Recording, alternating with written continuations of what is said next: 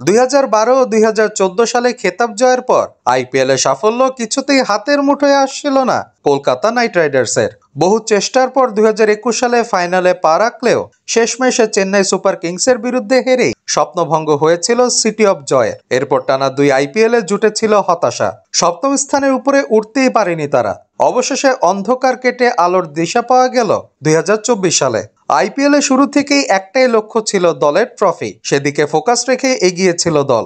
ফলও মিলল হাতে নাতে। চেন্নাইয়ের চিপক স্টেডিয়ামে আইপিএল ফাইনালে সানরাইজার্স হায়দ্রাবাদকে খড়কুটোর মতো উড়িয়ে দিয়ে তৃতীয়বারের জন্য ট্রফি জিতল বেগুনি সোলানির বাহিনী। টসে জিতে প্রথমে ব্যাটিং বেছে নিয়েছিল হায়দ্রাবাদ। এই সিদ্ধান্ত একেবারেই বিপক্ষে গেল তাদের। শুরুতেই অভিষেক শর্মার স্ট্যাম্প উড়িয়ে দিয়ে স্বপ্নের সূচনা দলকে উপহার দিয়েছিলেন মিচেল স্টার্ক। 24.75 কোটির তারকাকে নিয়ে আইপিএল এর শুরুতে বিস্তর সমালোচনা হয়েছিল, কিন্তু প্লে অফের 2 ম্যাচেই দুরন্ত পারফরমেন্স করে নিন্দুকদের চুপ করালেন তিনি। আর কেউ সমালোচনা করার সাহস পাবে, লিখেছেন একজন। বড় ক্রিকেটাররা বড় ম্যাচেই খেলে, লিখেছেন আরো একজন। বল হাতে জ্বলে ওঠেন বৈভব অরোরা, হর্ষিত রানারাও। আইপিএল এ কলকাতার সবচেয়ে বড় সাফল্য এই তরুণদের তৈরি করে নেওয়া, লিখেছেন আরো একজন। 3 উইকেট নেন আন্দ্রে রাসেল। আমাদের এক্স ফ্যাক্টর নারায়ণকেও প্রশংসায় ভরিয়েছেন নেটিজেনরা। মাত্র 113 রানে থেমে গিয়েছিল সানরাইজার্স হায়দ্রাবাদের ইনিংস। দ্বিতীয় ইনিংসের শুরুর আগেই ট্রফির গায়ে কলকাতার নাম সম্ভবত দেখতে পাচ্ছিলেন ক্রিকেট জনতা। ইনিংসের শুরুতে সুনীল নারায়ণ আউট হওয়ায় কিছুক্ষণের জন্য চিন্তার ভাঁজে দেখা গিয়েছিল নাইট সমর্থকদের কপালে, কিন্তু কিছুক্ষণের মধ্যে তা দূর হয় ভেঙ্কটেশ আয়ারের ব্যাটে। 4 ছক্কার ফুলঝুরি ছোটালেন মধ্যপ্রদেশের বামহাতি। অসামান্য অর্ধশতক করেন তিনি। কার্যকরী ইনিংস খেললেন রহমানুল্লাহ গুরবাজের সাথেও। মাত্র 10.3 ওভারেই জয় ছিনিয়ে নিল কলকাতা।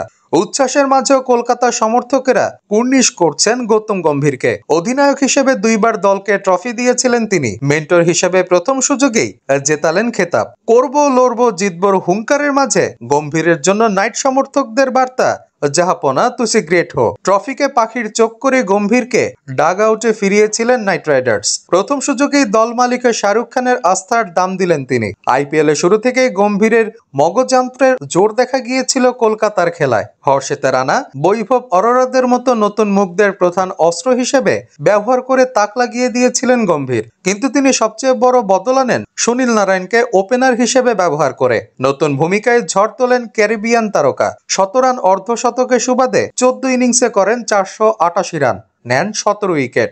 গত 2 আইপিএল ভালো কাটেনি তার। অনেকে চেয়েছিলেন এবার যেন রিটেন না করা হয় তাকে, কিন্তু গম্ভীরের হাত ধরে নারায়ণের নবজন্ম যেন প্রত্যক্ষ করলো এবারের আইপিএল। গম্ভীর ও নারায়ণ দুজনকে সাধারণত মাঠে বিশেষ প্রতিক্রিয়া দিতে দেখা যায় না। হার জিত কষ্ট আনন্দ সবেতেই আবেগকে দমিয়ে রাখেন তারা।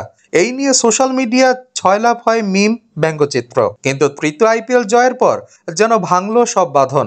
আবেগের বহিঃপ্রকাশে দেখা গেল তাদের তরফেও। সাবেক সতীর্থ বর্তমান ছাত্র নারায়ণকে প্রথমে আলিঙ্গন করেন গম্ভীর, পরে কোলে তুলে নেন। পরে গম্ভীরকে কোলে তুলে নিতে দেখা যায় নারায়ণকেও। এই মুহূর্তটিকে সোনালী ফ্রেমে বাঁধিয়ে রাখার কথা সম্প্রচারকারী সংস্থা জিও সিনেমার স্টুডিওতে দাঁড়িয়ে জানালেন সাবেক নাইট রবিন উথাপ্পা। নীতিশ রানা বলেন, যেদিন জিজি স্যারের ফেরার খবর পেয়েছিলাম আমি ওনাকে শুভেচ্ছা জানিয়েছিলাম। উনি উত্তরে জানিয়েছিলেন দলকে পোডিয়ামে দেখতে চাই। আজ সেই দিন।